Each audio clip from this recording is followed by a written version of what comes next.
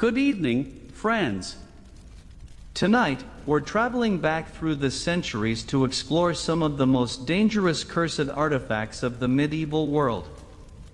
Before we begin our journey, take a moment to like this video and subscribe, but only if you genuinely enjoy what I do here. And please, let me know in the comments where you're tuning in from and what time it is for you. It's always fascinating to see how many history lovers gather here from around the world, often for questionable reasons involving sleep avoidance. Now, dim the lights. Perhaps turn on a fan for that soft background hum. And let's ease into tonight's journey together. If there was one object capable of making medieval rulers completely abandon sense, it was a crown. Not just any crown, of course.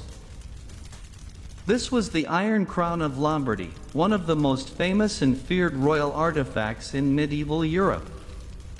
Unlike ordinary crowns covered in enough gold to bankrupt a small kingdom, this one carried a far more valuable asset. A legendary origin story. According to tradition, the thin iron band hidden inside the crown had been forged from one of the nails used during the crucifixion of Christ. Whether that story was true was difficult to prove. Whether people believed it is much easier to answer. Absolutely. And once medieval people believed something, they committed to it with impressive determination. This was, after all, an age where a failed harvest, a comet, and an unusually aggressive goat could all be interpreted as divine messages. The crown quickly became one of the most sacred symbols of authority in Europe. Kings wanted it. Emperors wanted it. Ambitious nobles wanted it. Popes wanted influence over whoever possessed it. In short, everyone wanted the crown except the people who had to guard it. To be crowned with the Iron Crown meant more than becoming a ruler. It suggested that heaven itself approved of your reign. Unfortunately, heaven seemed strangely reluctant to provide customer support afterward. Over the centuries, ruler after ruler sought possession of the crown. Many of them soon encountered disasters that chroniclers eagerly connected to the artifact. Some died unexpectedly. Some faced rebellions. Some lost wars. Others discovered that governing medieval Europe was like attempting to herd angry cats while your neighbors repeatedly set your barn on fire. Naturally, the crown began attracting rumors. Whispers spread that it carried a curse. The pattern appeared difficult to ignore. Powerful men fought desperately to obtain the artifact, only to find themselves facing endless misfortune once they had it. One famous admirer was Charlemagne, whose empire stretched across much of Western Europe. During his lifetime, he appeared unstoppable.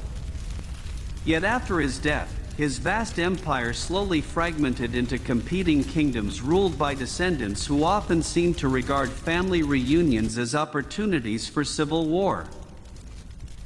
Medieval storytellers looked at this situation and reached a conclusion. Clearly, the crown was cursed. The possibility that dividing a massive empire among ambitious heirs might create problems received considerably less attention.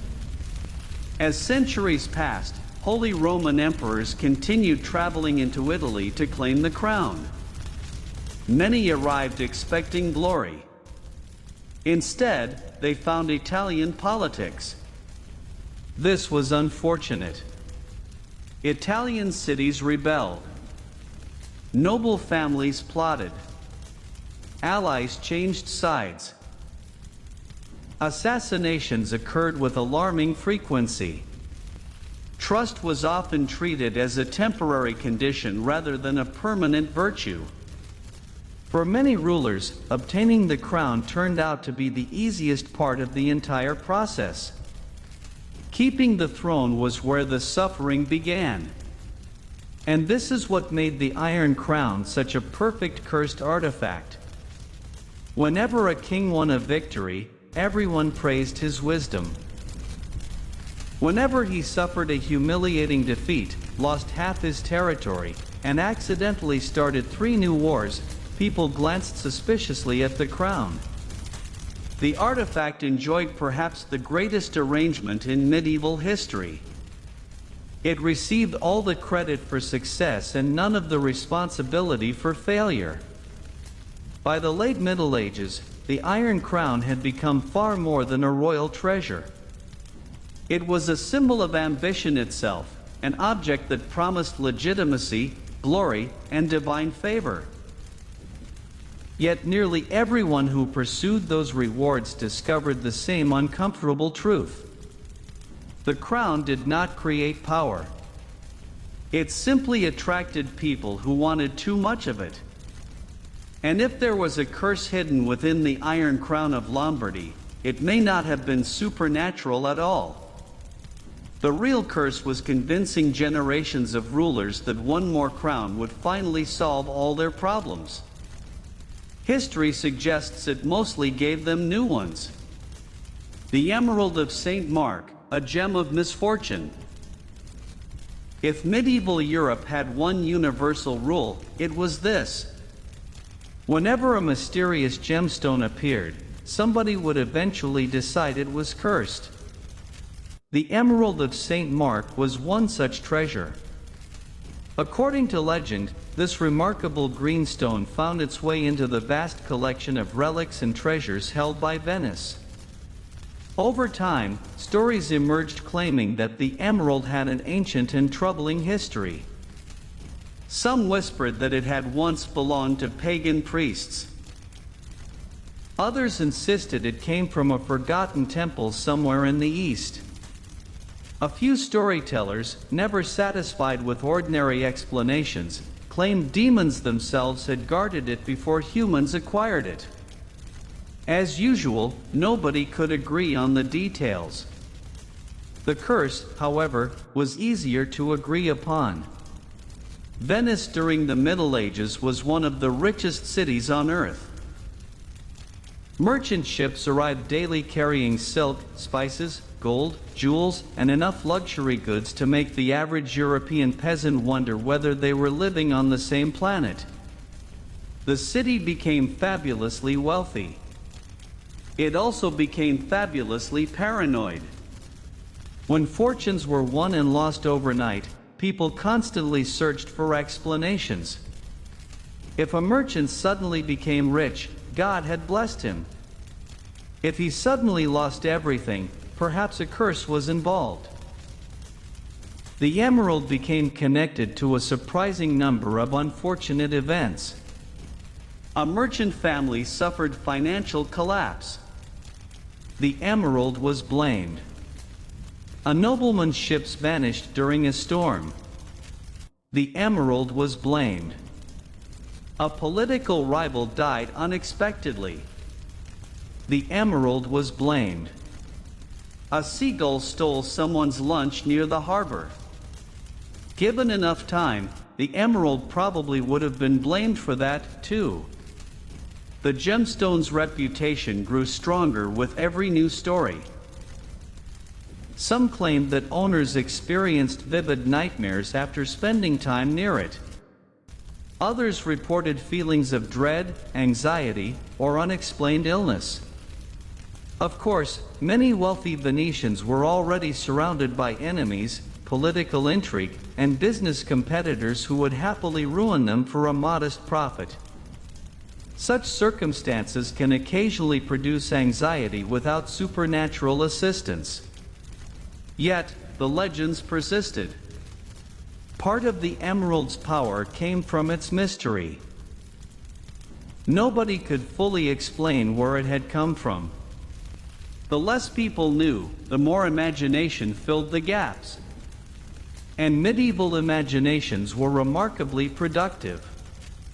This was the same era that occasionally solved unanswered questions by adding dragons. The truth is that Venice itself may have been the real curse. The city was a place of endless ambition.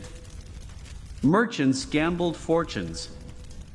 Politicians plotted constantly. Rivals watched one another with suspicion. Wealth brought influence, but influence attracted enemies. The emerald simply became a convenient symbol for all those dangers. Yet for centuries, people continued telling stories about the mysterious green stone.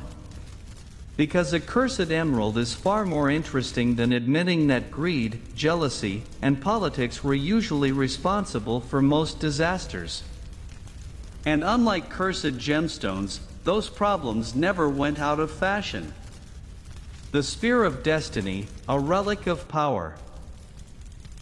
Few medieval artifacts inspired more fascination, fear, and outright obsession than the legendary Spear of Destiny.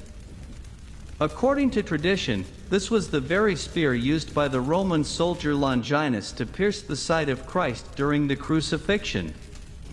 If true, it would have been one of the most important relics in Christianity. If not true, it was still one of the most successful pieces of medieval marketing ever created. Over the centuries, various rulers claimed to possess the spear. Each version came with impressive documentation, passionate defenders, and just enough mystery to keep arguments going for generations. And where there is mystery, a curse is rarely far behind. By the early Middle Ages, many believed the spear granted divine protection to whoever possessed it. Kings and emperors treated it as more than a relic. It was a symbol of legitimacy, power, and heavenly approval. The logic was simple. Own the spear and God favors you. Lose the spear and things may become complicated. Very complicated. One of the most famous owners was the Holy Roman Emperor Otto I. He carried the relic into battle and won spectacular victories. Chroniclers pointed to the spear as proof of divine support. Naturally, when rulers succeeded, the spear received credit. When rulers failed, explanations became more creative. As generations passed, stories accumulated. Some claimed no owner could be defeated while holding the spear. Others insisted disaster would strike the moment it left their possession. The problem was that history stubbornly refused to cooperate with these theories. Many rulers who possessed the spear still faced rebellions. They still lost battles. They still died. Quite a few discovered that owning a sacred relic did not prevent their relatives from plotting against them. This was an unfortunate surprise for medieval monarchs who often considered family members their most reliable source of future betrayal. The spear's reputation grew stronger precisely because powerful people kept chasing it. The more valuable it became, the more dramatic its legends became. Soon the relic was surrounded by tales of supernatural power. Some believed it could determine the fate of empires. Others thought it protected entire kingdoms. Meanwhile, the average medieval peasant was probably wondering whether the spear could help with taxes. Sadly, no such miracles were reported. What makes the Spear of Destiny fascinating is not whether it was cursed, blessed, or genuinely authentic. It is the fact that generations of rulers believed an object could guarantee victory. Again and again, they placed their faith in a relic rather than the far less exciting necessities of government. Competent leadership, stable finances, loyal allies, and armies that actually arrived when summoned. The spear promised certainty in an uncertain world. That was its real power and perhaps its greatest curse. Because once people become convinced that a single object can solve all their problems, disappointment is usually only a matter of time. The cursed manuscripts, knowledge that frightened. Not every cursed artifact was a jewel, a crown, or a sacred relic. Sometimes it was a book, which may not sound particularly threatening today. Most books spend their lives quietly sitting on shelves, occasionally being purchased with good intentions before joining a growing collection of unread companions. But in the Middle Ages, books were different. Books were rare. Books were expensive. Books contained knowledge that most people would never have access to. And some books were believed to contain knowledge that nobody should have access to.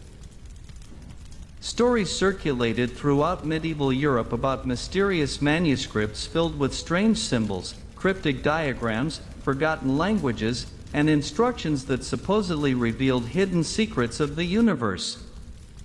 Monks copied them. Scholars studied them. Church authorities occasionally worried about them. Everyone else made up increasingly alarming stories about them. One recurring legend involved books that could summon spirits or demons when certain passages were read aloud.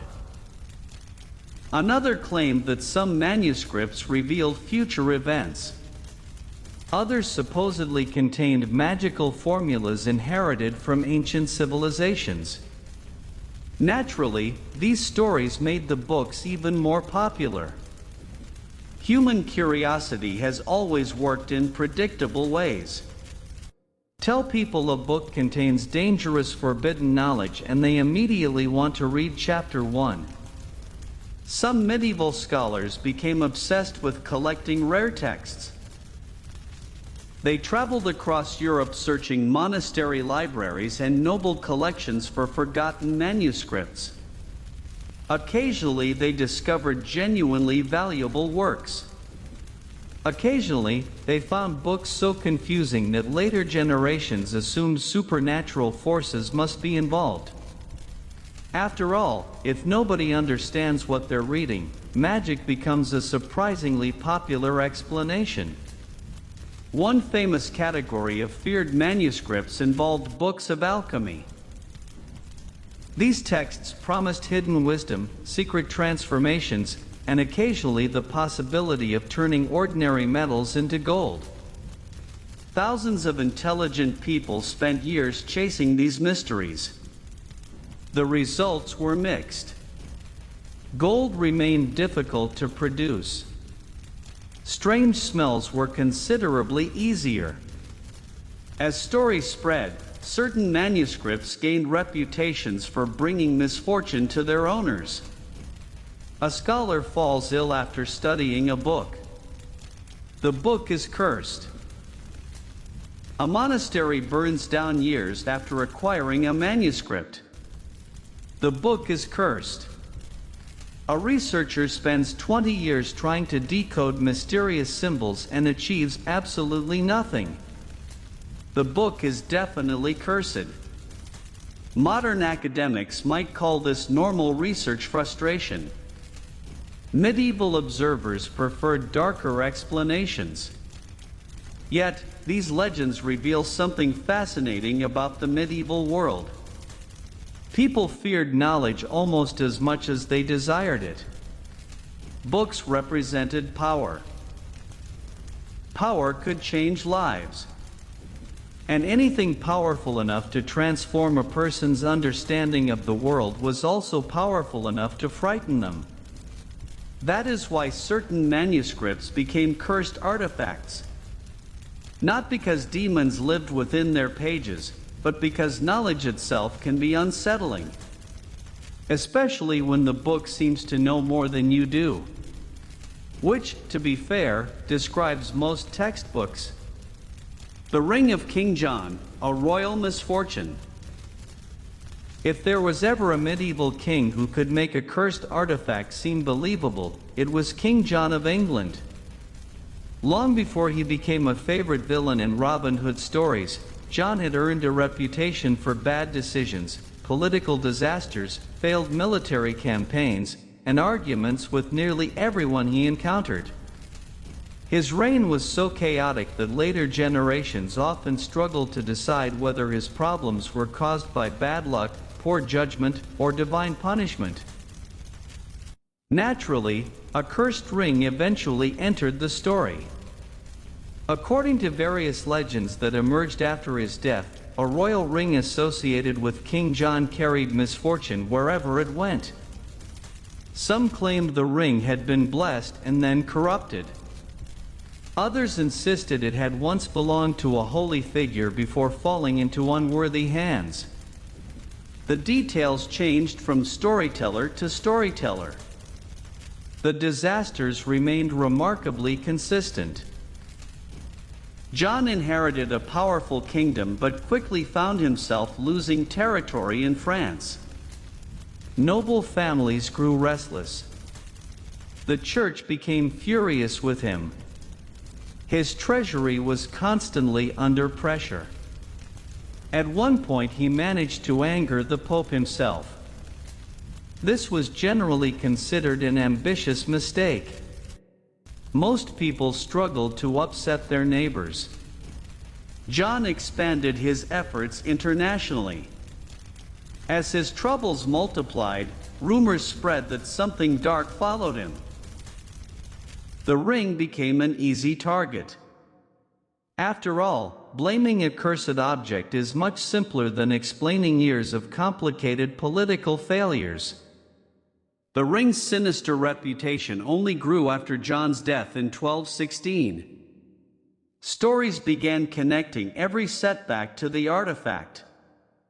A noble family inherited the ring and suffered financial losses. The ring was cursed. A landowner became involved in a bitter dispute. The ring was cursed. Someone misplaced important documents and spent 3 days searching for them. Given enough medieval chroniclers, the ring probably would have been blamed. What made the legend especially appealing was that it fit neatly into medieval ideas about morality. People wanted to believe that power obtained through greed or dishonor carried consequences. The ring became a symbol of that belief. Unlike magical swords or sacred relics, it represented something far more ordinary.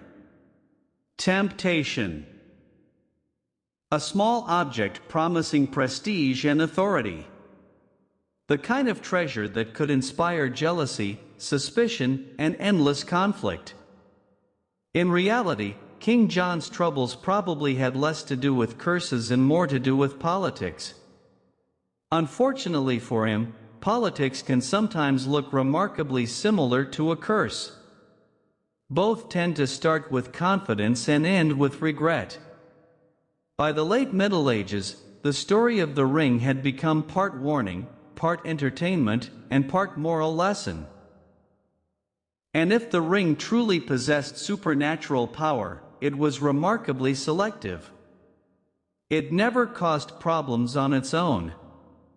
It merely seemed to find people already capable of creating plenty of problems without any assistance at all. The Templar treasure, a curse of greed. Few medieval organizations attracted more legends than the Knights Templar. They began as a military order dedicated to protecting Christian pilgrims in the Holy Land.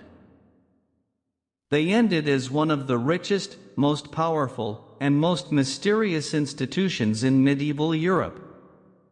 And whenever a wealthy organization suddenly collapses, people start asking questions. Lots of questions.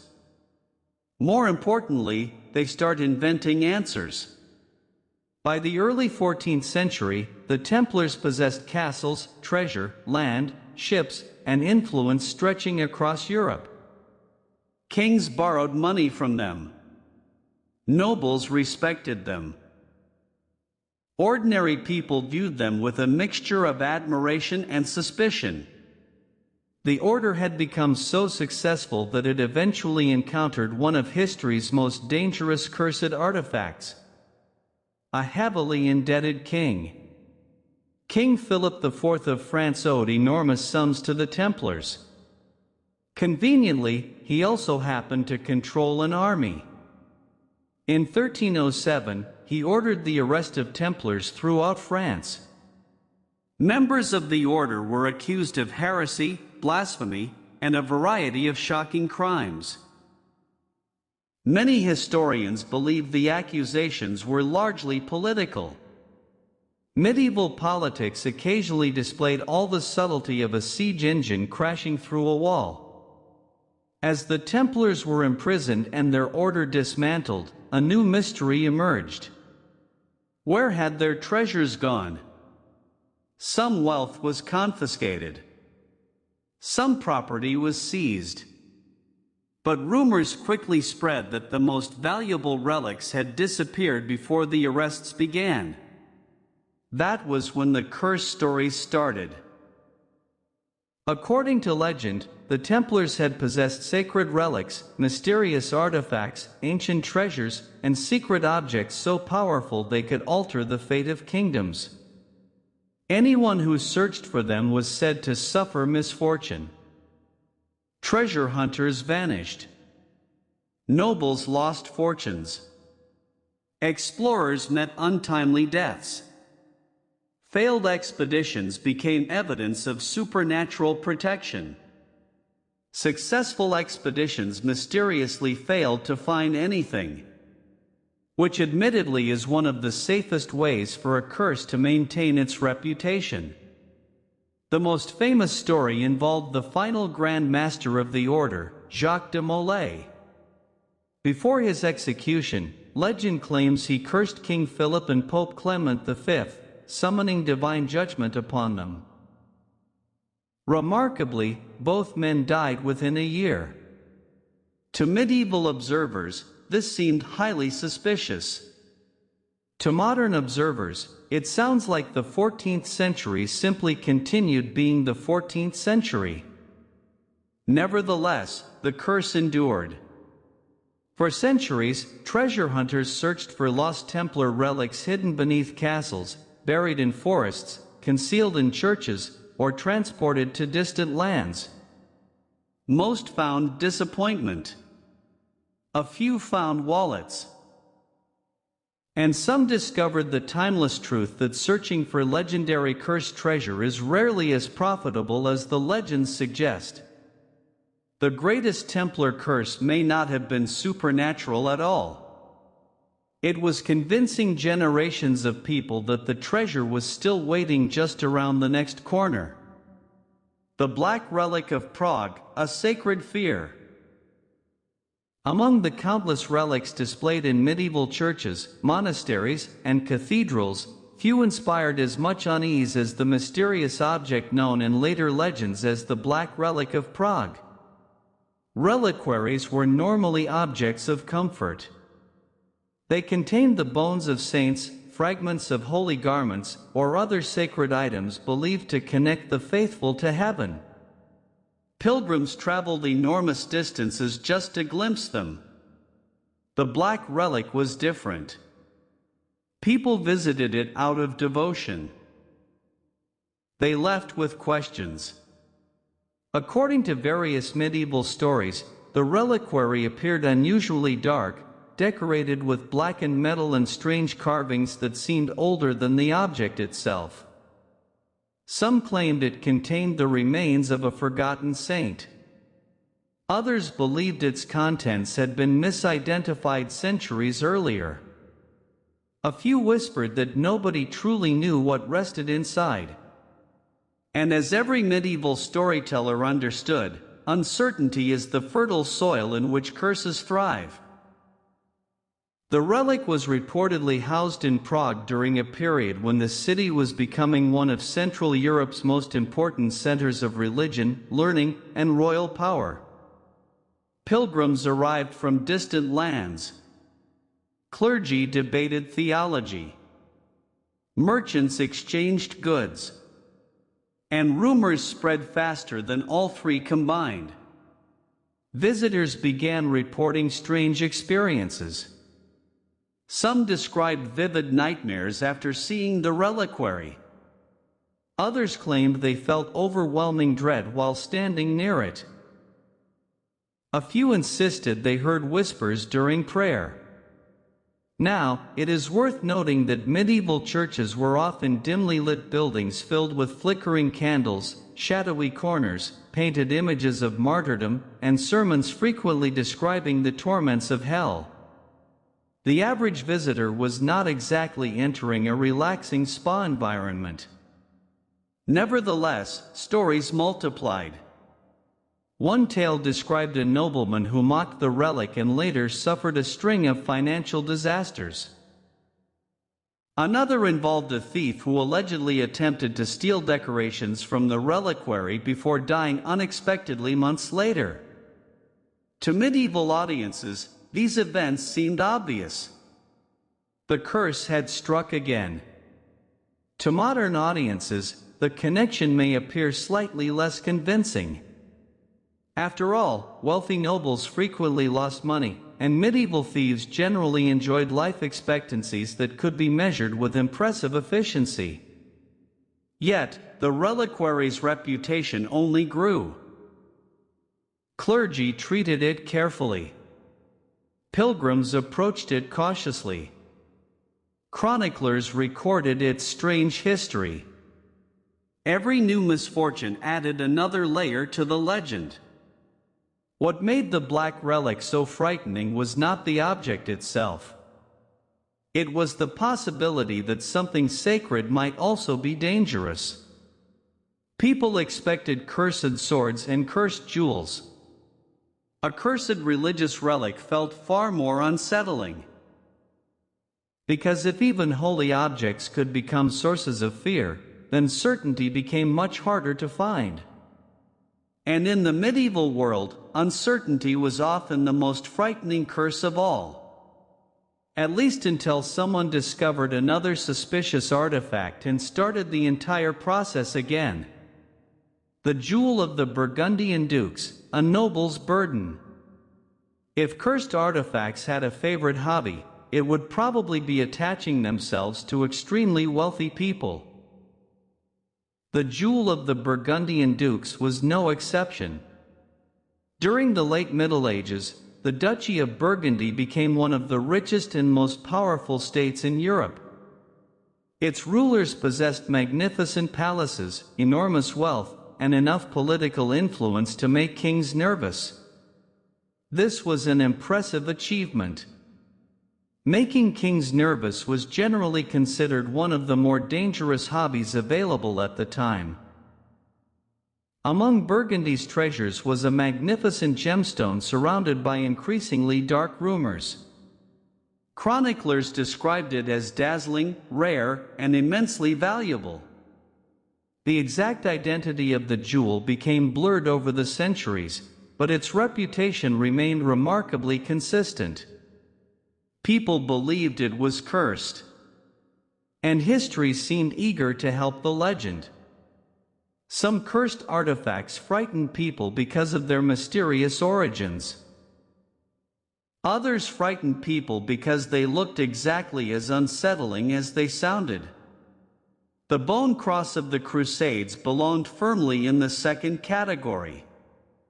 According to medieval legends, this unusual relic was constructed using fragments of human bone carefully incorporated into the shape of a Christian cross. Stories differed on whose remains had been used. Some claimed the bones belonged to martyrs. Others insisted they came from holy warriors who had died in the Holy Land. A few darker rumors suggested nobody actually knew. And that uncertainty made the relic even more disturbing. The cross reportedly appeared during the era of the Crusades when Europe was flooded with relics returning from the East. Knights, pilgrims, and clergy brought home countless sacred objects, each carrying incredible stories. Some were genuine, some were questionable, and some would have required enough pieces of the true cross to construct an entire forest. Authenticity was occasionally treated as a flexible concept.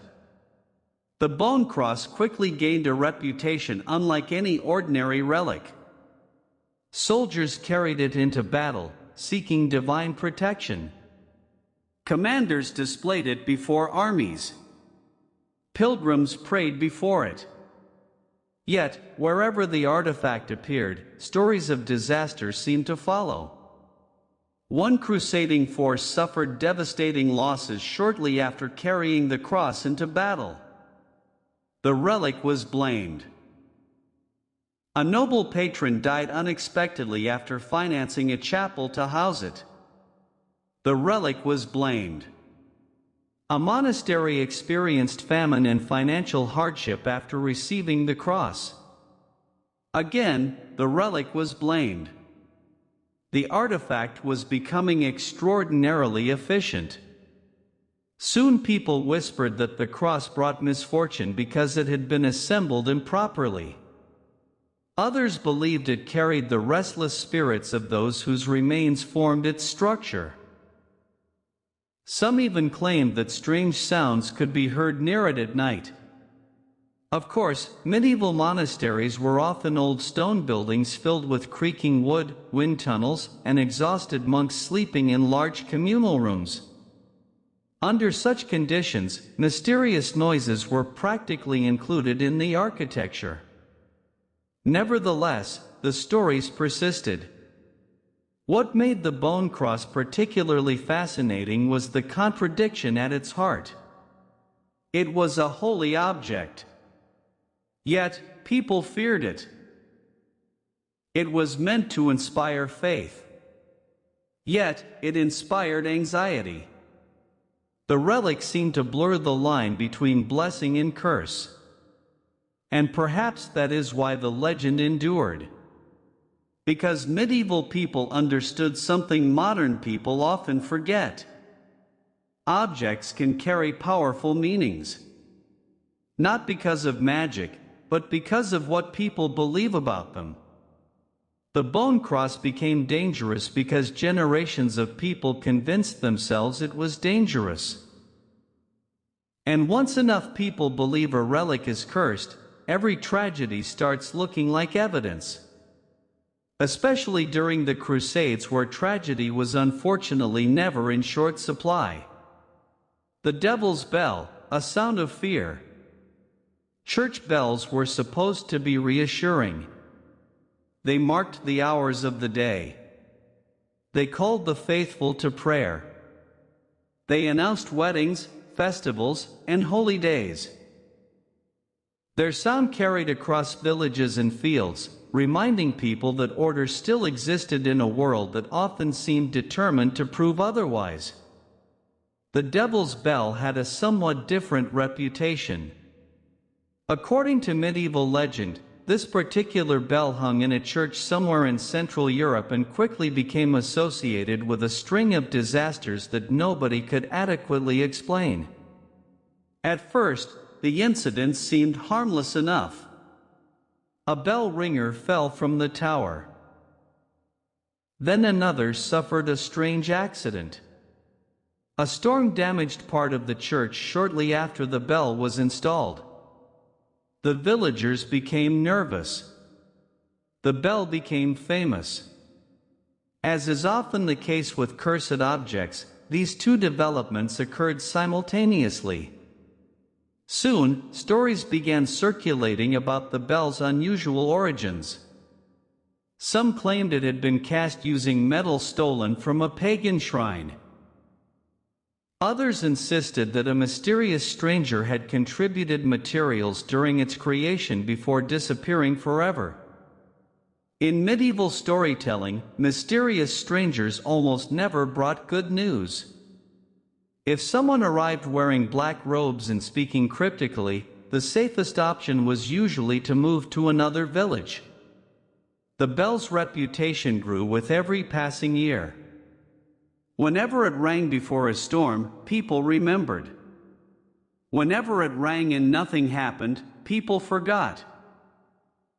This is one of the great advantages enjoyed by cursed artifacts. They are rarely required to explain their mistakes. One of the most popular legends claimed that the bell occasionally rang on its own. No one touched the ropes. No wind moved the clapper. Yet, the bell sounded across the countryside. To frighten villagers, this was proof that dark forces were at work. To modern observers, it sounds suspiciously like the sort of thing that happens when giant metal objects hang hundreds of feet in the air for decades. But medieval people preferred more exciting explanations. Another tale described a priest who openly mocked the bell's reputation. Shortly afterward, he became seriously ill. The connection seemed obvious. The curse had struck. The possibility that medieval illnesses occasionally occurred without supernatural involvement received remarkably little attention. Over time, the Devil's Bell became less famous for what it actually did and more famous for what people imagined it could do. That is often how curses work. Fear grows larger than the object itself. A simple church bell became a symbol of danger, mystery, and divine warning. And yet, perhaps the most frightening thing about the Devil's Bell was not the possibility that demons rang it. It was the possibility that ordinary people hearing a bell in the night could convince themselves that they were hearing something far worse. Because once fear takes hold, the human imagination can be louder than any bell ever cast. The Mirror of Melisande, Reflections of Betrayal. Among all the cursed artifacts of the medieval world, few were as unsettling as a mirror. After all, a sword can wound you, a jewel can be stolen, a crown can start a war. But a mirror knows things. At least that was the fear. The legendary Mirror of Melisande was supposedly associated with Queen Melisande of Jerusalem, one of the most powerful women of the Crusader states. Whether the artifact truly belonged to her remains uncertain, but that did little to stop centuries of rumors from attaching themselves to the object. According to legend, the mirror was beautifully crafted, framed in silver, and decorated with intricate designs from both Europe and the East. It was said to be mesmerizing. It was also said to be cursed. The first stories claimed that the mirror revealed betrayal. Not immediately, of course. That would have been useful. Instead, people supposedly glimpsed strange reflections, fleeting shadows, or faces appearing where they should not have been. Some owners claimed they saw enemies standing behind them. Others reported seeing loved ones who had already died. Several claimed they saw their own future. This rarely improved their mood. As the story spread, nobles became fascinated by the artifact. And like many cursed objects, the mirror's appeal seemed directly proportional to the dangers surrounding it. The more terrifying the stories became, the more people wanted to look into it. Human beings have maintained this habit for centuries. Put a sign saying "Do not enter" on a door and someone immediately begins wondering what is inside. One medieval lord allegedly spent hours staring into the mirror each night, searching for hidden messages. Before long, he became convinced that several members of his household were plotting against him. Perhaps they were. Perhaps they were not. Either way, his paranoia created enough enemies to make the distinction largely irrelevant. Another tale described a noble woman who supposedly saw signs of her husband's infidelity reflected in the glass. The resulting scandal became famous. The mirror received credit. The husband received considerably less sympathy. Over time, the artifact gained a reputation for revealing uncomfortable truths. This made it one of the most feared cursed objects in aristocratic circles. Not because it killed people, not because it summoned demons, but because it forced people to confront things they preferred not to know, or imagine things they wished they had never seen. The distinction became difficult to maintain. Perhaps that was the true curse of the Mirror of Melisande. Not supernatural visions, not dark magic, simply uncertainty. Because once a person begins doubting what they see, every reflection becomes suspicious. And in medieval courts, where conspiracies, betrayals, and rivalries were already common, that was more than enough to create disaster. Sometimes the most dangerous cursed artifact is not the one that changes reality. It is the one that changes how people see it. The Skull Chalice, a toast to disaster. Few medieval artifacts managed to combine religion, luxury, death, and deeply questionable dinner party decisions quite like the Skull Chalice. According to legend, this ornate drinking vessel was crafted from a human skull, carefully decorated with silver, gold, and precious stones. Depending on who told the story, the skull belonged to a saint, a martyr, a defeated enemy, or a particularly unfortunate nobleman who discovered that dying was only the beginning of his involvement in the tale. Naturally, people argued endlessly about its origins. They agreed on one thing: the chalice was cursed. The artifact supposedly appeared in various noble collections throughout medieval Europe. Wealthy lords displayed it proudly during feasts, regarding it as a symbol of power and prestige. Because apparently a normal gold cup was simply not dramatic enough. Guests would gather around candlelit tables while servants carried enormous platters of food through crowded halls. Wine flowed freely. Musicians played. And eventually someone would produce the Skull Chalice. At that point, the atmosphere generally became much more interesting. Some stories claimed that anyone who drank from the vessel would suffer terrible misfortune within a year. Others insisted the curse only affected dishonest people. This was a useful arrangement. Whenever something bad happened, the victim could be accused of secret wrongdoing. Whenever nothing happened, the curse was simply waiting. The chalice enjoyed excellent public relations. One noble family reportedly experienced a series of deaths after acquiring the artifact. The curse was blamed. A lord lost a legal dispute over valuable land. The curse was blamed. A lavish feast ended with several guests becoming violently ill. The curse was blamed. The possibility that medieval food preservation occasionally had room for improvement was rarely discussed. Refrigeration was not among the great achievements of the Middle Ages. As the story spread, the Skull Chalice developed a reputation for exposing greed. Many legends followed a familiar pattern. A wealthy noble obtains the chalice. He becomes obsessed with owning it. Disaster follows. The moral lesson was difficult to miss.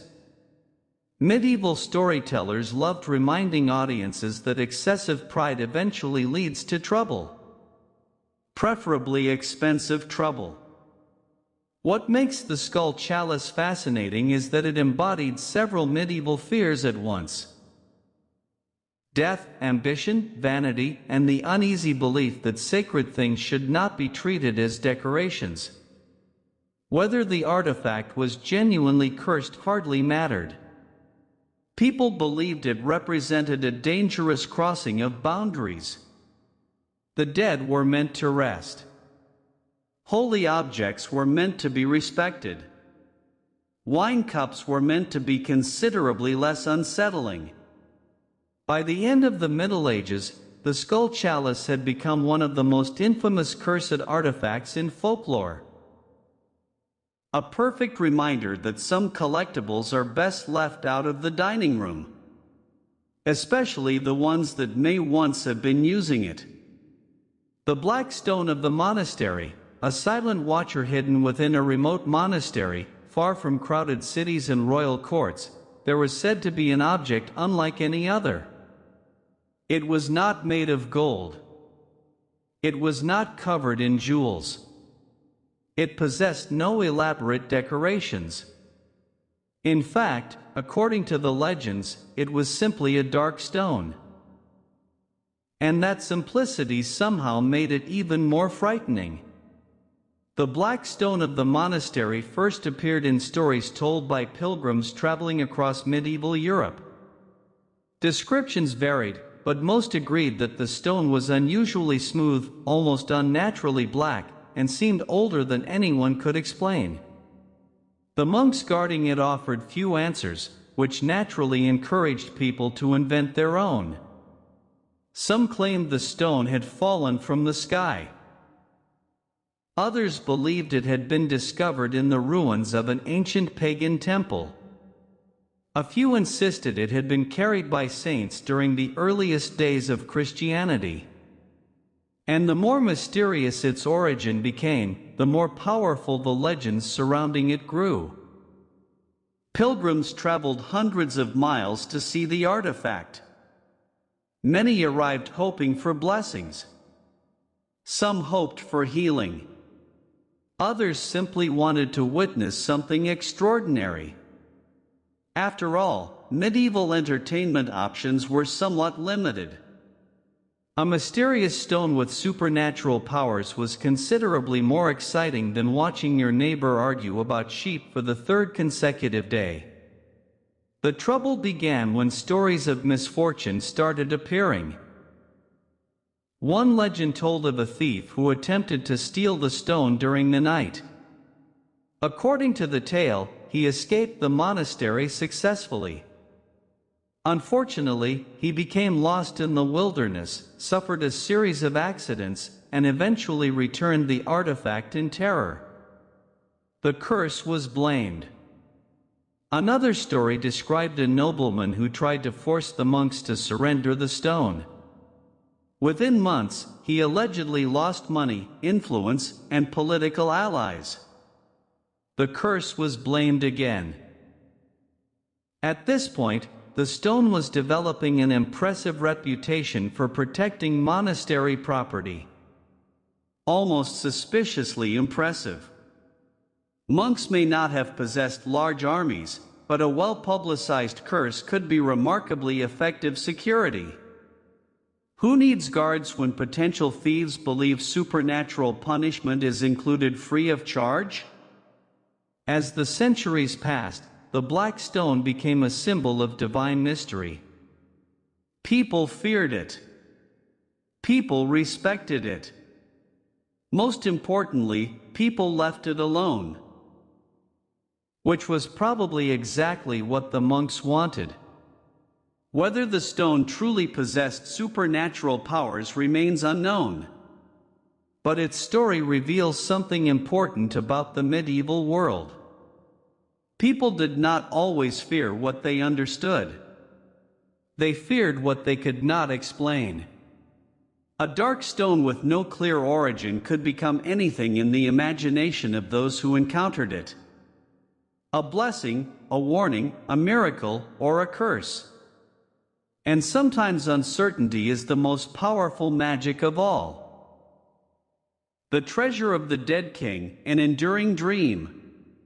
Of all the cursed artifacts whispered about during the Middle Ages, none inspired more greed, fear, and bad decisions than the treasure of the dead king. Unlike the relics and objects we've discussed so far, this was not a single artifact. It was an entire collection. According to legend, somewhere beneath an ancient royal tomb lay a vast treasure buried alongside a long-forgotten king. Gold crowns, jeweled swords, silver vessels, precious gems, and sacred relics were all said to rest beside him. The problem was that the treasure supposedly came with a curse. A very enthusiastic curse. The earliest stories claimed that the king had been buried with immense wealth to accompany him into the afterlife. Priests blessed the tomb. Guards protected it. Oaths were sworn to ensure the burial would never be disturbed. Naturally, this only made people want to disturb it more. Human beings have always had a complicated relationship with warnings. Tell someone a treasure is protected by a terrible curse, and roughly half the population immediately begins planning an expedition. Over the centuries, countless treasure hunters allegedly searched for the burial site. Most failed to find it. Some disappeared. Others suffered accidents. Several lost fortunes financing their searches. The curse received credit for all of it. One famous tale described a nobleman who became obsessed with locating the king's tomb. He spent years funding excavations, hiring guides, and purchasing ancient maps. Eventually, he exhausted his fortune. The treasure remained missing. The curse remained undefeated. Another story involved a group of adventurers who supposedly discovered the entrance to the burial chamber. As they prepared to enter, strange events began occurring. Equipment broke. Animals refused to approach. Members of the expedition became frightened and abandoned the search. To medieval audiences, this was clear evidence of supernatural protection. To modern audiences, it sounds suspiciously like a group of people realizing they were about to crawl into a dark underground tomb with questionable structural integrity. Fear can occasionally be a survival mechanism. Yet, the legend continued to grow. Generation after generation became convinced that the treasure existed. And generation after generation failed to find it. That may have been the treasure's greatest curse. Not death, not demons, not divine wrath. Hope. The belief that unimaginable wealth was just one discovery away. The belief that one lucky find could solve every problem. History is full of people ruined by that idea. Perhaps that is why the story endured for centuries. Because the most dangerous cursed artifact is not always the one hidden in a tomb. Sometimes it is the dream that convinces you to spend your life searching for it.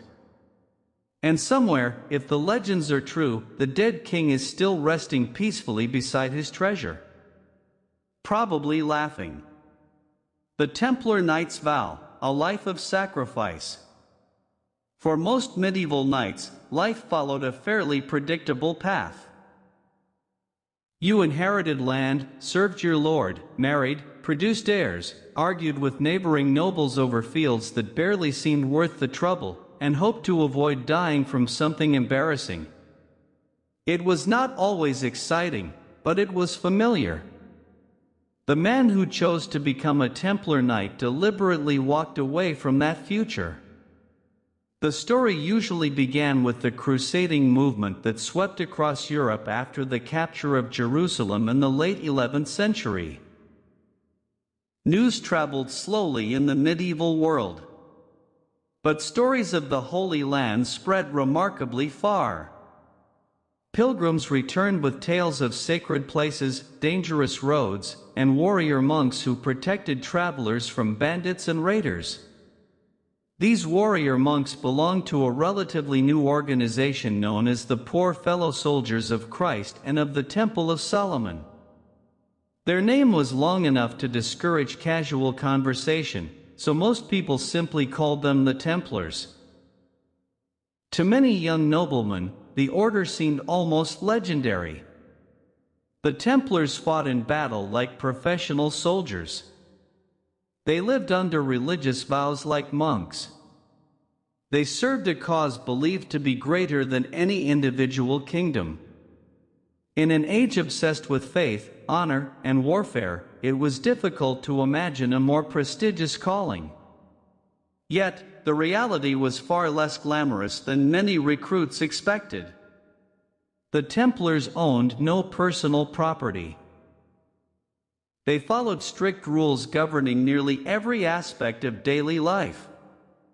Their clothing, meals, sleeping arrangements, and behavior were carefully regulated. Individual ambition was discouraged. Personal comfort ranked somewhere between unimportant and completely irrelevant, before A. If a candidate survived the initial scrutiny, he was invited to participate in one of the most important and mysterious moments of his life, the Templar admission ceremony. Unlike many medieval religious ceremonies, this event took place behind closed doors. Only members of the order were allowed to attend. This secrecy later caused enormous trouble for the Templars. Over the centuries, rumors multiplied. Enemies accused them of conducting strange rituals, worshipping hidden idols, and participating in bizarre ceremonies. Most of these accusations appeared long after the events themselves, usually from people who had never witnessed a Templar reception. The actual ceremony was much less dramatic than the rumors suggested. What made it powerful was not mystery, but commitment.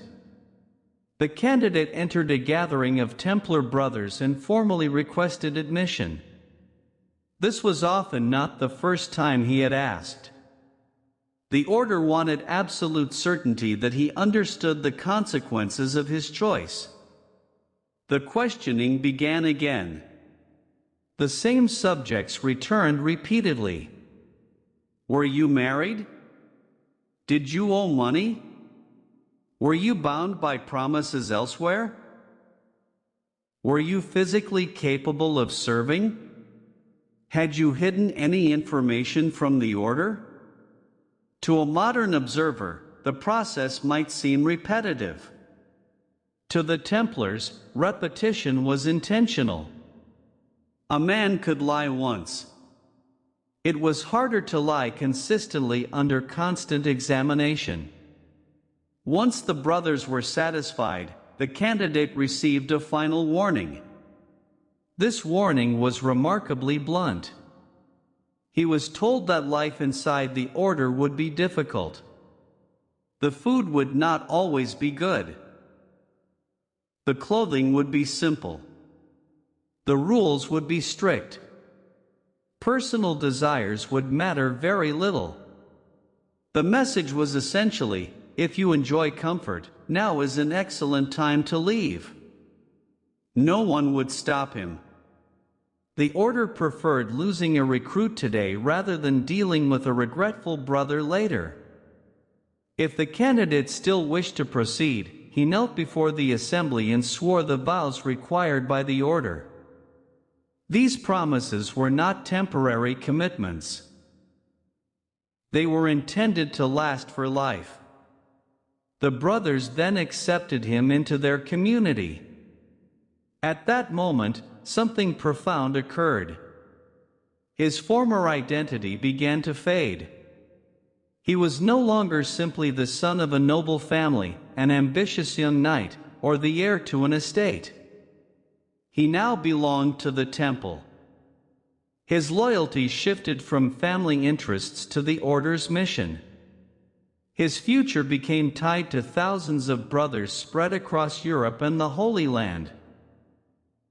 And with a few solemn vows, the freedoms of his old life disappeared. The first and perhaps most difficult sacrifice was about to begin. The vow of poverty. The moment a man became a Templar, he entered a world where personal wealth ceased to matter. At least in theory. This was the first great paradox of the order. The Templars eventually became one of the wealthiest organizations in medieval Europe. They owned castles, farms, mills, vineyards, ports, ships, and vast stretches of land. Kings borrowed money from them. Nobles donated fortunes. Pilgrims entrusted them with valuables. Yet the individual Templar owned absolutely nothing. Not his horse, not his sword, not even the shirt on his back. Everything belonged to the order. For a young nobleman raised in a society obsessed with inheritance and status, this represented a radical transformation. Imagine spending your childhood being told that one day you would inherit lands, servants, and wealth, only to voluntarily sign it all away. Many medieval fathers probably found this difficult to understand. Some likely reacted with the medieval equivalent of, "I spent 20 years preparing you for this estate, and now you want to sleep in a monastery with a sword." The vow of poverty required a recruit to surrender personal possessions to the order. Any property he retained became controlled by the brotherhood. Gifts received later belonged to the temple as well. The reasoning was simple. Personal wealth created personal interests. Personal interests created divisions. Divisions weakened unity. The Templars wanted every brother focused on the same mission. A knight worrying about expanding his private fortune was not fully committed to protecting pilgrims or defending frontier castles. The rule extended into daily life. Clothing was standardized. Equipment was distributed according to need. Meals were shared. Luxury was discouraged. Even small signs of vanity attracted criticism.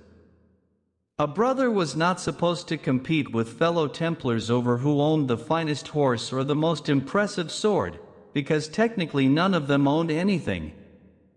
Of course, human nature remained human nature. Medieval knights did not suddenly become saints simply because they wore white cloaks.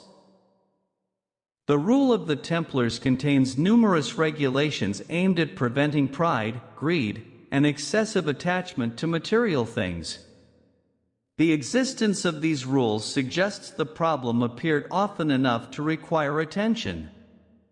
Still, most brothers accepted the sacrifice. They believed they were exchanging earthly wealth for something greater. Spiritual purpose, religious devotion, a place in a brotherhood that stretched across continents. Yet surrendering possessions was only the beginning. Many men could part with money. The next vow demanded something far more difficult.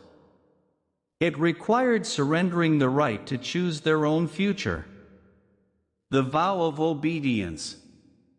If the vow of poverty stripped away a man's possessions, the vow of obedience stripped away something even more valuable, his independence. For most medieval knights, personal freedom was one of the greatest rewards of noble birth. A knight might owe service to a lord, but he still controlled many aspects of his own life. He decided where to travel, how to spend his money, whom to associate with, and how to manage his estates. A Templar surrendered those choices. From the day he entered the order, obedience became one of his highest duties. The rule of the Templars left little room for interpretation. Brothers were expected to obey their superiors promptly and without complaint. Orders flowed downward through a carefully organized chain of command, and questioning those orders was strongly discouraged. This was not because the Templars enjoyed controlling people, at least not officially. The reality was that the order operated military fortresses, protected dangerous roads, and fought wars against experienced enemies.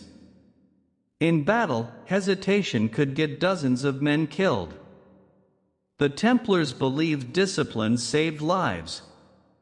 A knight who instantly obeyed commands was more valuable than a brilliant warrior who constantly argued. The expectation of obedience extended far beyond warfare. A brother might be ordered to leave France and travel to Jerusalem. He went. A knight stationed comfortably in a wealthy commandery could suddenly be assigned to a remote desert fortress. He went. A brother hoping to remain near family might receive orders sending him hundreds of miles away. Again, he went. Personal preferences carried little weight. The order's needs came first. This could be difficult for recruits from noble families. Many had grown up surrounded by servants, privileges, and social status. They were accustomed to giving commands rather than receiving them. Inside the temple, those habits could become liabilities. A wealthy nobleman might find himself obeying a commander from a less prestigious family. Rank within the order mattered far more than birth. That was one of the reasons the Templars became so effective. On the battlefield, enemies did not care who your grandfather was. The rule even regulated surprisingly small details of daily life. Brothers required permission for various activities. Meals followed schedules. Travel followed orders. Daily routines followed established procedures. To modern eyes, it could appear restrictive. To the Templars, it created unity. Thousands of men spread across Europe and the Holy Land could function as a single organization because they accepted the same discipline. Yet even obedience had limits. There remained one final vow that many recruits found the most challenging of all. Because unlike wealth or freedom, this sacrifice touched one of humanity's oldest desires: the vow of chastity. Of all the sacrifices required to become a Templar Knight, none was more personal than the vow of chastity. Poverty affected possessions. Obedience affected freedom. Chastity affected an entire future. The moment a man entered the order, he gave up any possibility of marriage, children, or romantic relationships. For the rest of his life, he was expected to devote himself entirely to God and the mission of the temple. This was no small demand in medieval society. Family stood at the center of noble life. Alliances were built through marriage. Estates passed through bloodlines. Dynasties rose and fell based on who married whom. For a nobleman, producing heirs was often considered one of his primary responsibilities. The Templars asked him to abandon that responsibility completely. No wife, no children, no descendants carrying his name into the future. When a knight joined the order, his family line effectively ended with him. The reasoning behind the vow was both religious and practical. The Church taught that celibacy allowed a man to focus more fully on spiritual matters. The Templars adopted this belief, arguing that a brother should dedicate all his attention to God rather than dividing his loyalties between faith and family. There was also a military advantage. A knight defending a castle under siege could not worry about a wife waiting at home. A commander sent to a dangerous frontier could not refuse because of family obligations. The order wanted complete commitment. Anything less was considered a distraction. The rule of the Templars reflected this concern with remarkable seriousness. Brothers were forbidden from being alone with women whenever possible. Contact with female relatives was limited. Even seemingly harmless interactions could attract scrutiny. Modern readers often find some of these regulations excessive. The Templars clearly believed temptation was best defeated by avoiding situations that might create it.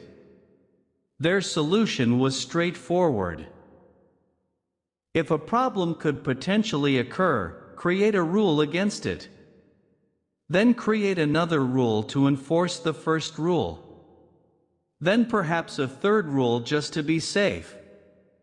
This approach appears frequently throughout medieval history. Of course, the vow was not always easy to uphold. The Templars were human beings, not statues carved from stone. They experienced the same desires and emotions as everyone else. Church records and disciplinary actions occasionally reveal brothers who violated their vows. When such cases occurred, punishments could be severe. The order viewed chastity as essential to its identity.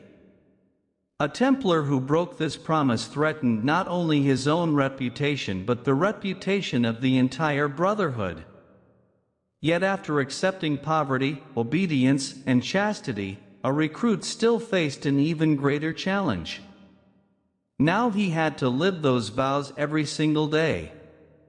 Taking the vows was a single ceremony. Living by them was a lifelong challenge. Many young recruits likely imagined their greatest test would come on a battlefield somewhere in the Holy Land, charging against enemy cavalry beneath the blazing sun. More often their greatest challenge came during ordinary days. The Templars lived according to a detailed set of regulations known simply as the Rule. Originally influenced by monastic traditions and later expanded over time, it governed nearly every aspect of daily life. And when historians say nearly every aspect, they mean it. The Rule covered prayer schedules. It covered meals. It covered clothing. It covered sleeping arrangements. It covered how horses were managed. It even covered how brothers should behave while eating at the table. The order left remarkably little to chance. A typical day began before sunrise. Brothers attended prayers, performed duties, trained, worked, and participated in additional religious services throughout the day. Whether stationed in France, England, or Jerusalem, their lives followed a carefully structured rhythm. Personal freedom remained limited. A knight could not simply decide to take a ride through the countryside because the weather seemed pleasant. He could not wander into town looking for entertainment. He could not suddenly announce that he needed a vacation from religious discipline. The temple did not recognize such concepts. Life was organized around duty. Meals reflected this philosophy as well. Templar food was generally simple and practical. Excessive luxury was discouraged. Brothers often ate together in silence while passages from religious texts were read aloud. Imagine trying to enjoy dinner while someone continuously reminds you about spiritual discipline. The medieval dining experience was apparently determined to remain educational. Even clothing was regulated. The famous white mantle worn by knight brothers symbolized purity and commitment. It was not meant to be fashionable. In fact, the order actively discouraged vanity. Flashy decorations, excessive grooming, and displays of wealth were viewed with suspicion. A Templar's appearance was supposed to reflect humility rather than status. The same applied to horses and equipment. While knights required quality gear for military effectiveness, the rule discouraged unnecessary extravagance. Brothers were expected to care for their equipment, not show it off. All of these regulations served a single purpose: The Templars wanted thousands of men from different kingdoms, languages, and backgrounds to function as one unified brotherhood. Discipline created consistency. Consistency created reliability. Reliability created military strength. But no amount of training or regulation could change one simple fact. The Templars were not preparing men merely for orderly daily routines. They were preparing them for war. And war was where the true cost of becoming a Templar often revealed itself. For all the prayers, vows, and discipline that shaped a Templar's life, the order ultimately existed for one reason: war.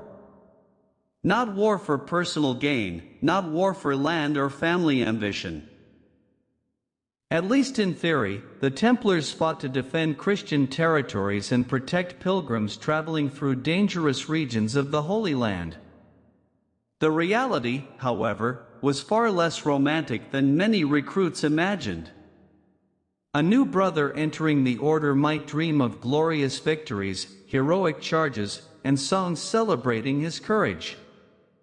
The veterans knew better. They understood that war was mostly exhaustion interrupted by moments of terror. Templar Knights spent countless hours training with weapons, maintaining equipment, caring for horses, patrolling roads, guarding castles, and preparing for battles that might never come. Then, when battle finally arrived, everything happened very quickly. The order developed a reputation for extraordinary discipline on the battlefield. Unlike many medieval armies which could collapse into chaos once fighting began, the Templars were trained to operate as a coordinated force. Their most famous weapon was the cavalry charge. A formation of heavily armored Templar knights charging at full speed could be devastating. Horses thundered across the battlefield. Lances lowered. Shields locked together. The impact often resembled a moving wall of steel. It was terrifying for enemies. It was not particularly relaxing for the men involved either. The order expected its brothers to hold their ground, even in desperate situations. Retreat was heavily restricted. A Templar knight could not simply decide he had seen enough excitement for one day and ride home. The rule demanded courage and obedience under the worst conditions imaginable.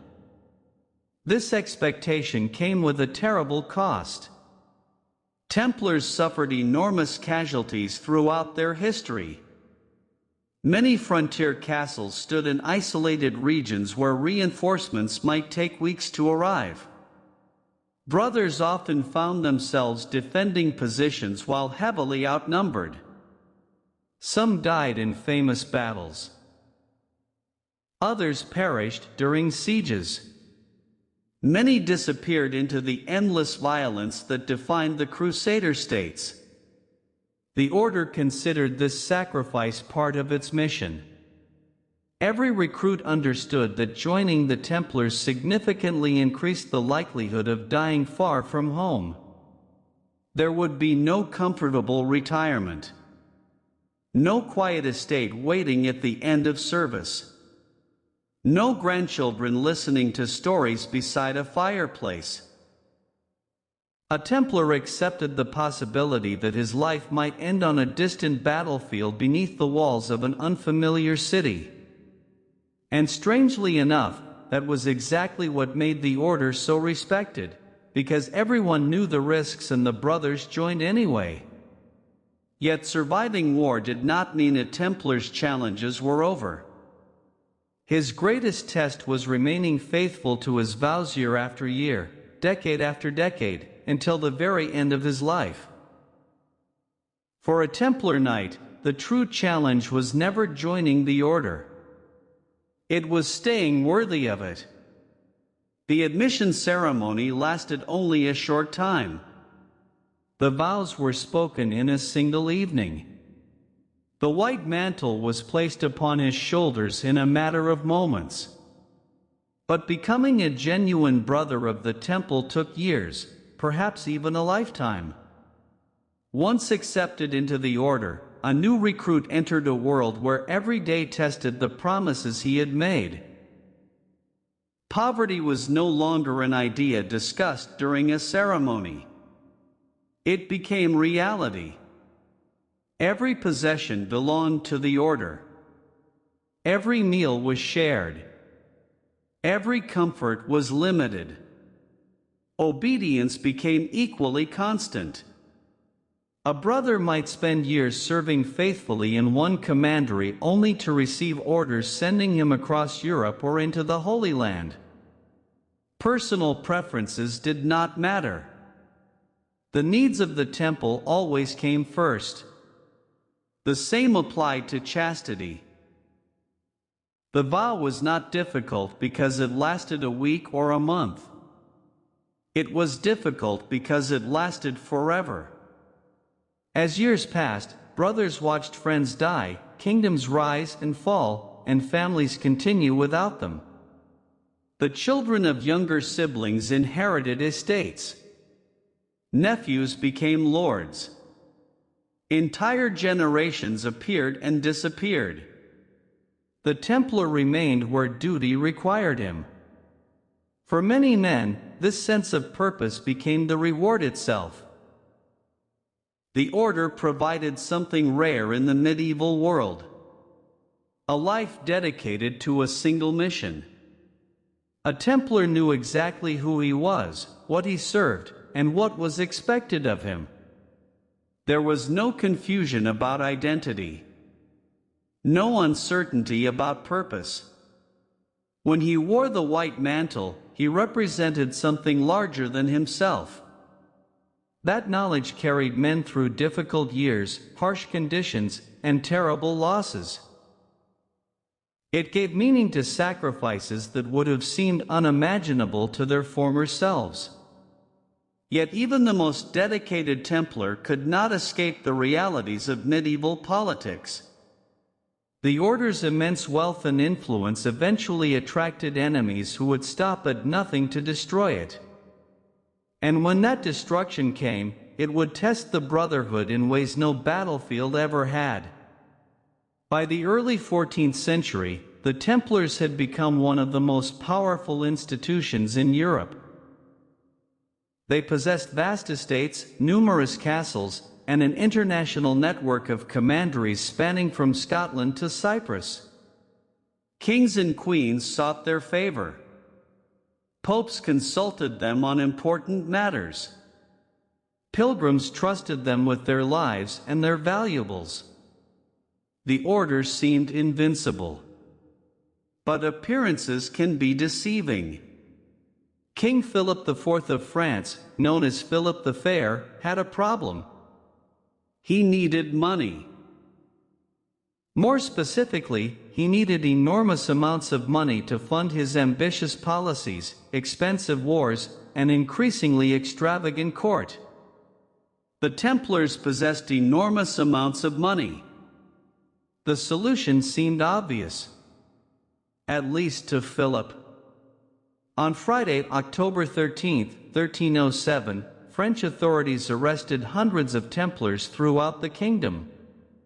The charges were shocking: heresy, blasphemy, idol worship, and various other crimes that medieval society considered unforgivable.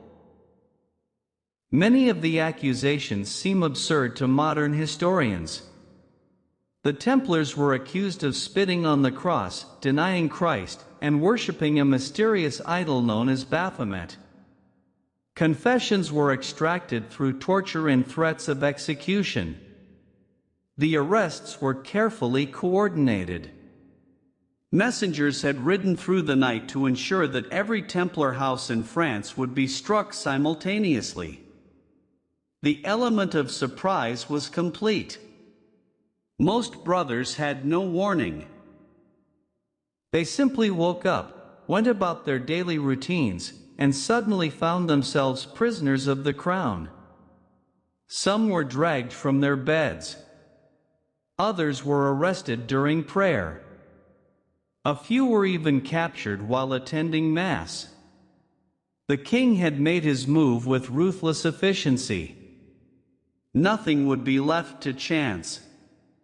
The Templars in France faced a terrible choice: confess to crimes they had not committed and possibly live, or maintain their innocence and almost certainly die. Many chose confession. Under torture, the human body can be convinced to say almost anything. The inquisitors understood this perfectly. They knew that given enough pain, a man would admit to crimes that had never occurred, worship idols that did not exist, and confess to heresies he had never even considered. The confessions rolled in.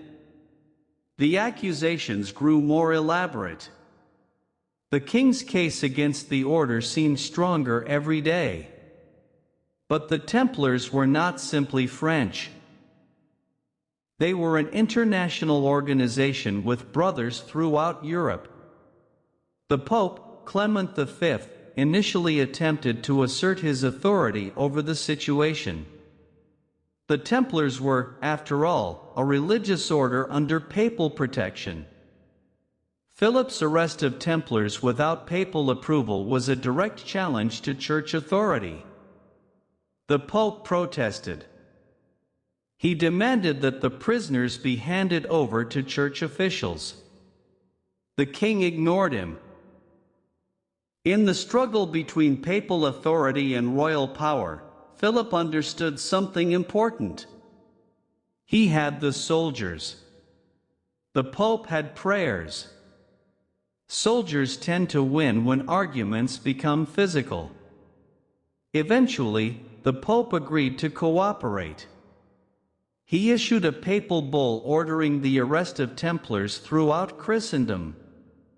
European rulers received instructions to seize Templar property and imprison the brothers. The Pope may have hoped to gain control of the investigation, protect some of the Templars, or simply avoid further conflict with the French king. Whatever his intentions, the result was the same. The Templars were now hunted across Europe. English King Edward II initially resisted. The Templars had served him well. Many of his relatives and nobles were connected to the order. But political pressure from the Pope and the French king eventually proved overwhelming. Reluctantly, Edward ordered the arrest of English Templars. Most were treated relatively well compared to their French brothers.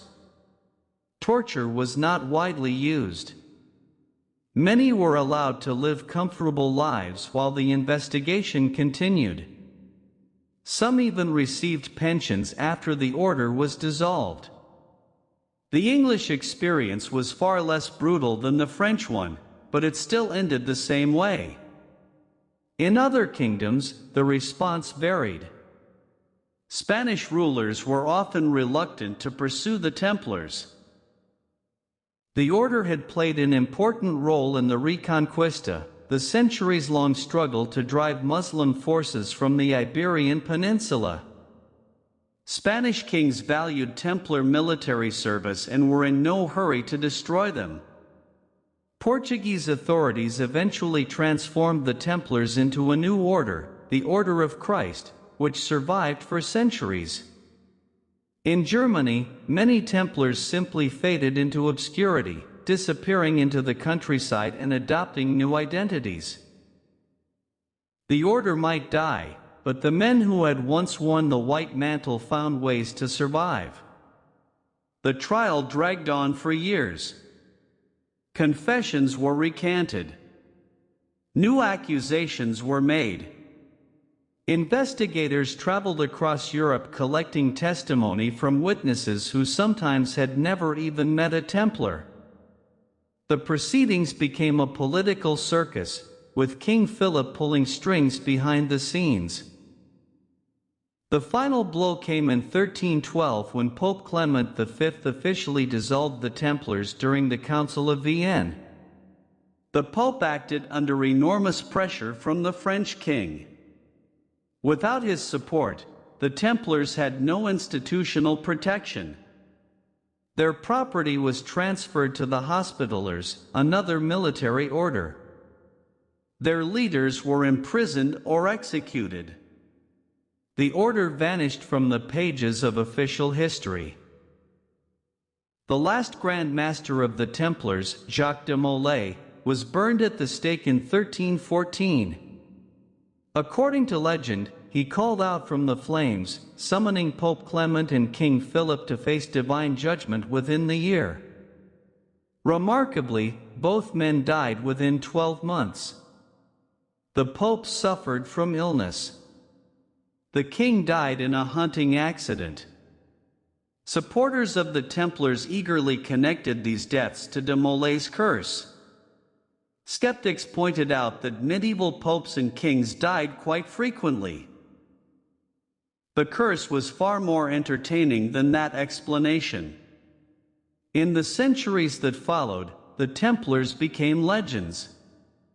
They were transformed from a military religious order into something far more mysterious. Stories spread about their hidden rituals, secret treasures, and forbidden knowledge. Writers imagined them as guardians of ancient mysteries. Conspiracy theorists connected them to everything from the Holy Grail to the Freemasons. The truth was, and remains, considerably less dramatic. The Templars were faithful soldiers, dedicated monks, and competent administrators. They built castles, protected pilgrims, managed estates, and fought wars. Then they were destroyed by a greedy king and a reluctant pope. But the legend endured. Perhaps because the story contains something powerful. A group of men who dedicated their lives to a noble cause, only to be betrayed by the very powers they served. Their wealth, influence, and success made them targets. Their secrecy made them suspicious. Their power made them dangerous to kings who could not control them. The curse of the Templars, if there was one, may have been simply this: they became too successful, too independent, too wealthy. And in medieval Europe, those were the deadliest curses of all. So tonight, as we close this chapter of our journey, we are left with questions. Were the Templars cursed? Did they possess sacred relics with supernatural powers? Was their destruction divine punishment, political conspiracy, or simply the inevitable result of accumulating too much power in a dangerous world? Perhaps the answers matter less than the stories themselves. The Templars remind us that even the most powerful institutions can fall.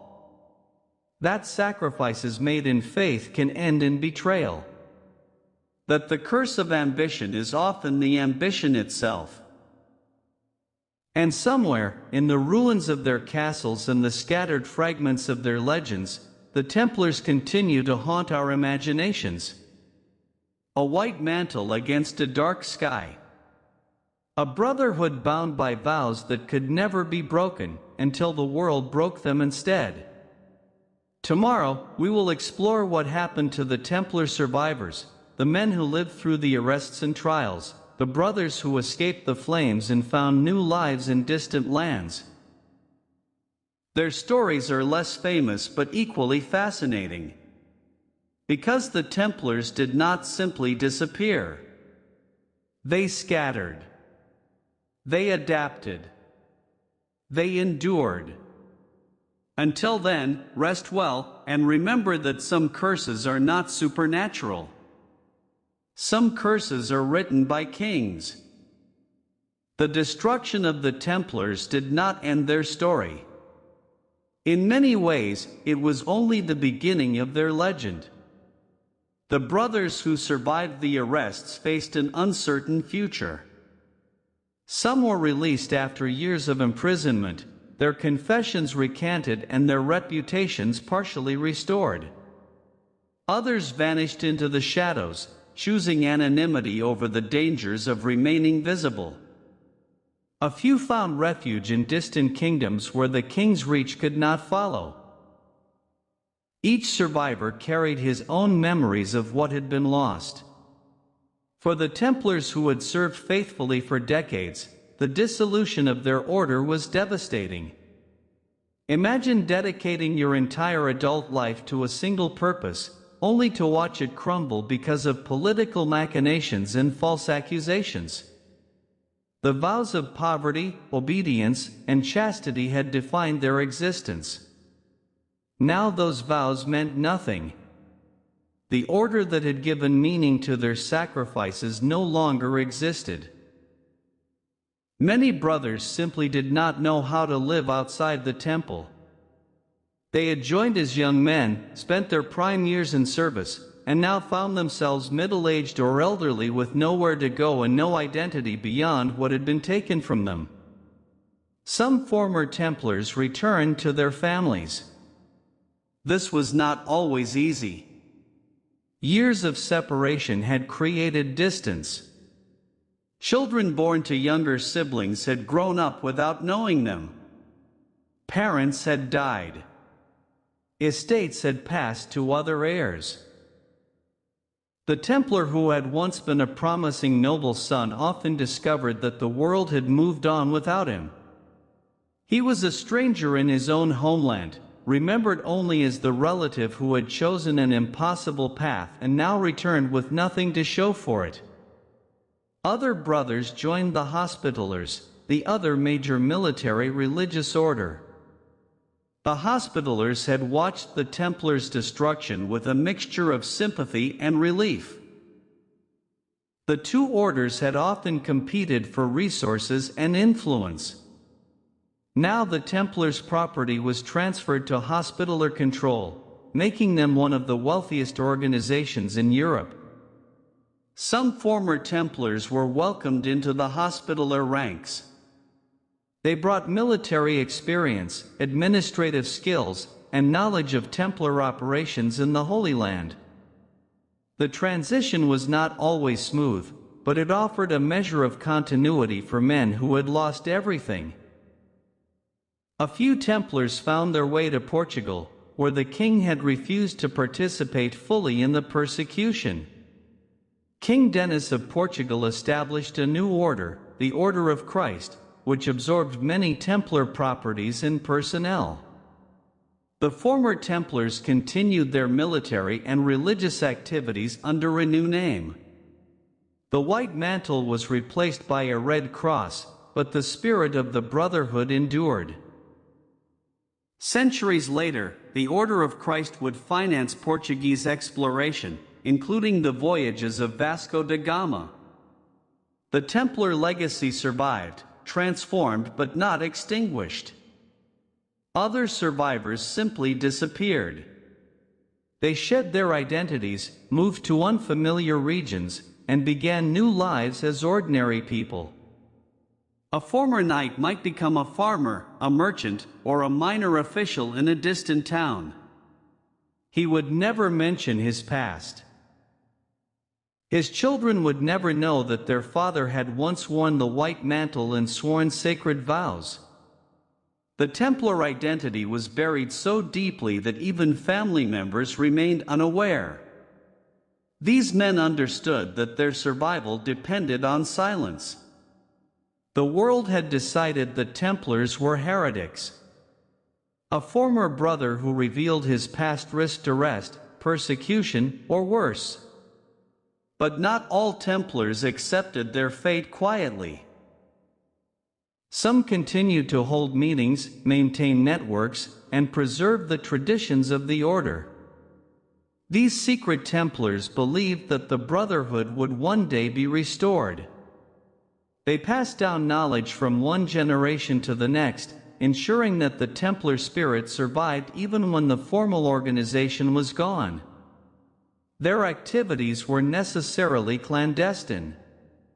Discovery meant death. Yet they persisted, driven by faith, loyalty, and the conviction that the truth would eventually prevail. The legends of Templar treasure began during this period of secrecy. According to some accounts, the Templars had hidden their most valuable possessions before the arrests. Gold, silver, sacred relics, and important documents were allegedly smuggled out of Templar houses and concealed in secret locations across Europe. These treasures were supposed to fund the order's eventual restoration or support brothers who had gone into hiding. The stories varied wildly, but they all shared a common theme. The Templars had prepared for disaster and ensured that their legacy would survive. Treasure hunters have searched for these hidden riches for centuries. Some believe the Templars had concealed their wealth beneath Paris, in the catacombs beneath the city. Others claimed the treasures were transported to Scotland, where the Templars had found refuge with Robert the Bruce.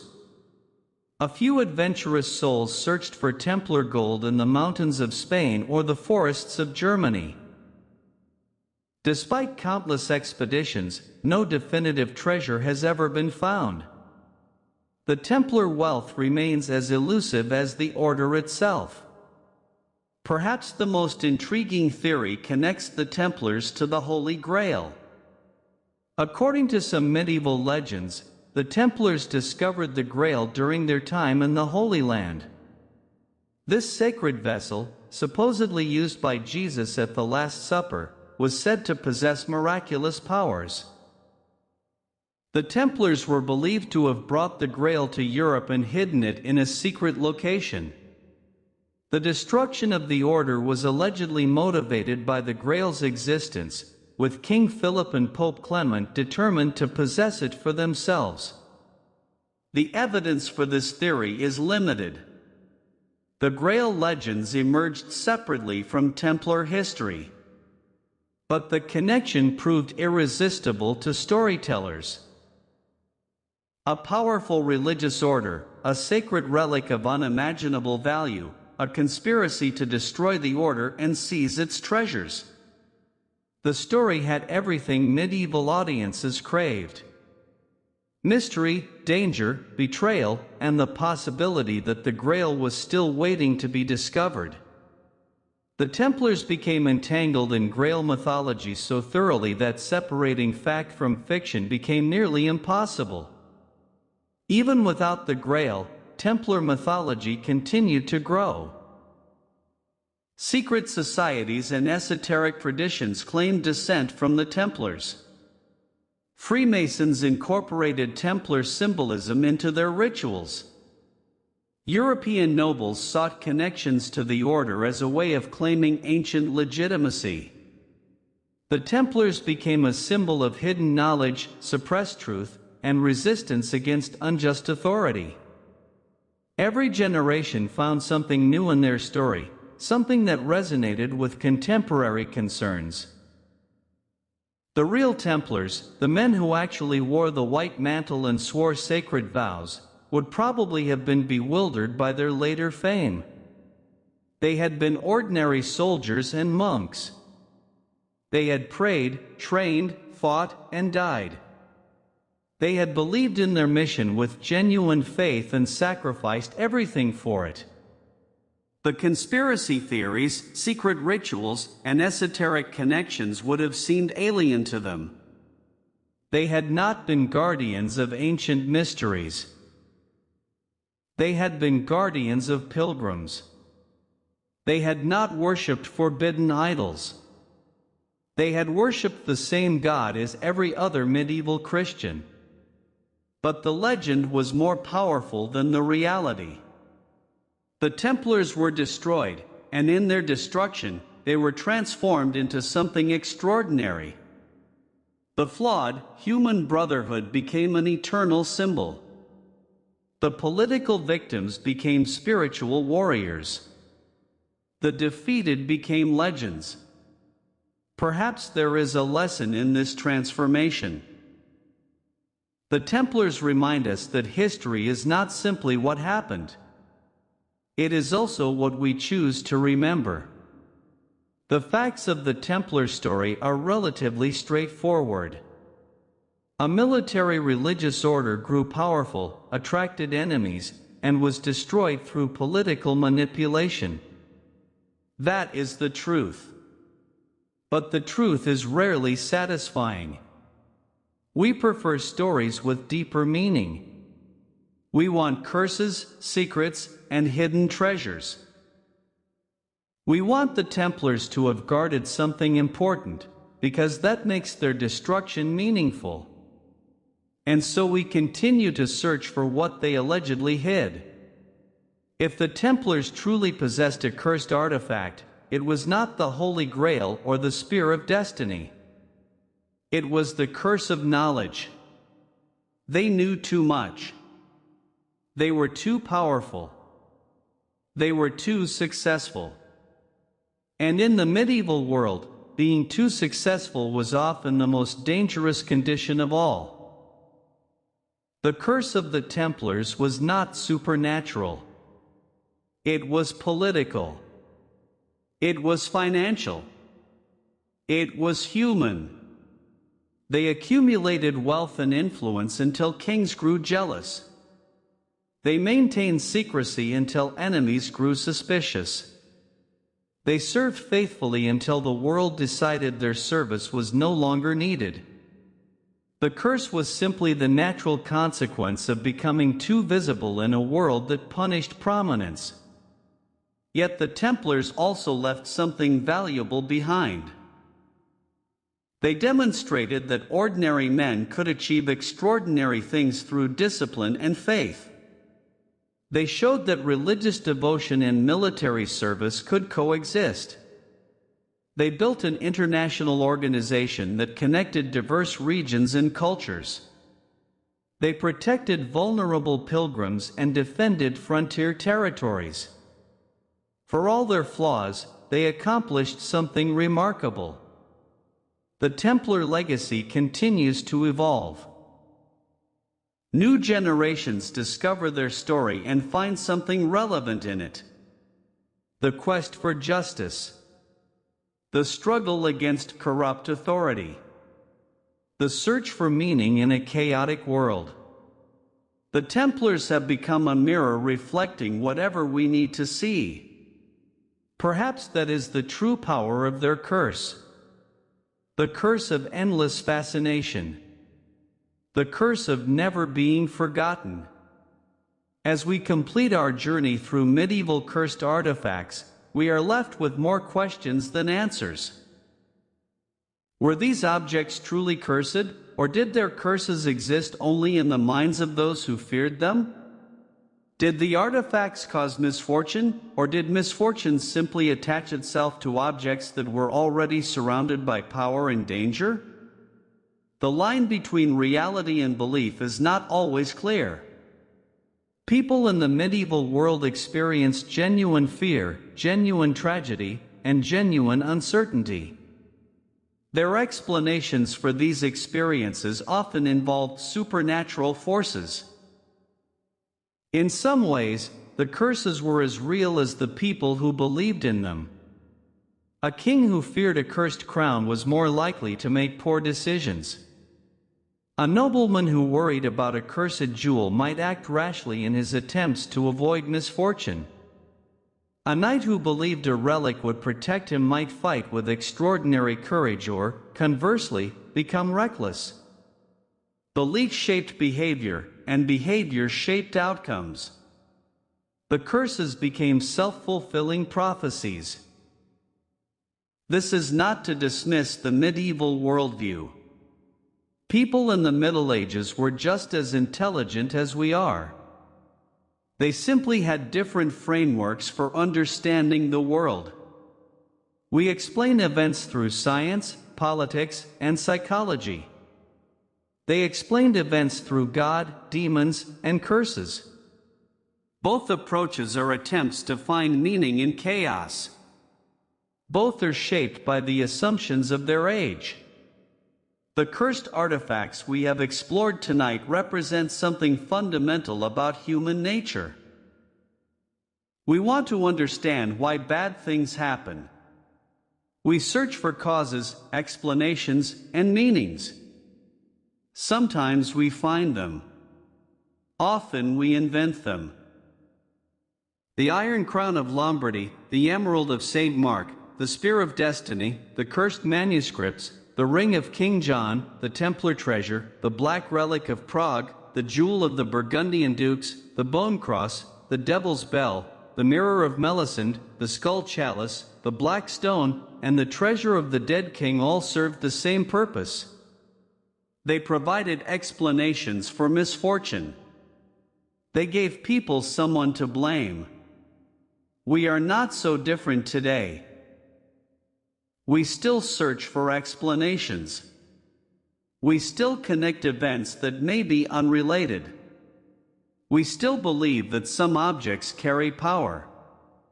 A lucky charm, a family heirloom, a wedding ring, a photograph, a sacred text. Objects matter to us because meaning matters to us. We invest objects with significance, and that significance shapes our behavior. The medieval world was not so different from our own in this respect. The tools have changed, but the human heart remains the same. The Templars, like the other cursed artifacts we have discussed, remind us that the past is never truly past. Their story continues to resonate because it touches on themes that remain relevant. Power corrupts. Innocence is sometimes destroyed by greed. The strong often crush the weak. Truth can be buried, but it rarely disappears completely. These are not medieval concerns. They are human concerns. They are our concerns. As we end our journey tonight, I want to thank you for joining me. Your comments, your curiosity, and your willingness to explore the darker corners of history make these videos possible. There is something special about sharing these stories with an audience that truly appreciates them. History is not just dates and names. It is the story of people who loved, feared, believed, and struggled just as we do. If there is a curse in any of these artifacts, it is the curse of wanting to know. The curse of being curious. The curse of believing that understanding the past will somehow protect us from repeating it. That curse does not cause misfortune. It causes obsession. It drives us to dig through records, search through ruins, and write endless histories. It keeps us up late at night, reading about ancient kings, forgotten relics, and mysterious orders.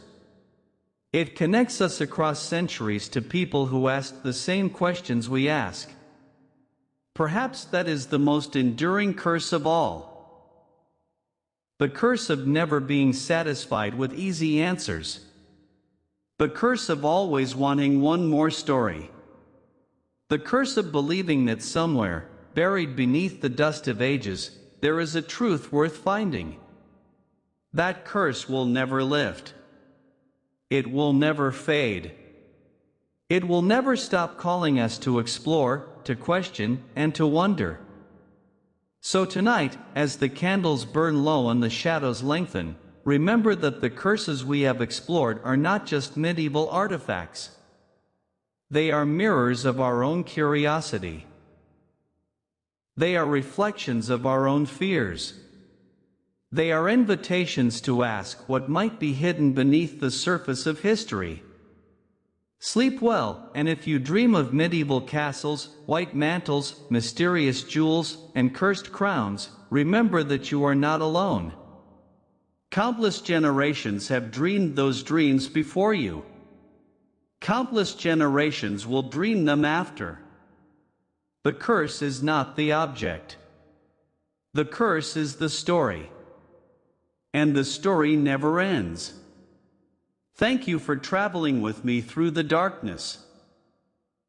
Until next time, stay curious, stay vigilant, and never stop asking what lies beneath. Good night.